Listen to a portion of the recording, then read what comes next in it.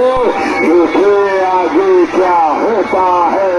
अरे आगे देखना है तो अपने बच्चों का भविष्य देखो, उन नौजवानों की आंखों के सपने देखो, उनके पसीने की कीमत देखो, अपने बुजुर्गों का सम्मान देखो और एक बार जनता के राज के लिए खड़े हो जाओ, जन सुराज के साथ खड़े हो जाओ, जन सुराज के साथ खड़े हो जाओ। आज सभी के बीच उसी धरती का लाल और 13 करोड़ बिहार वासियों का सम्मान का नाम बन चुका नौजवान सुशांत किशोर आपके बीच।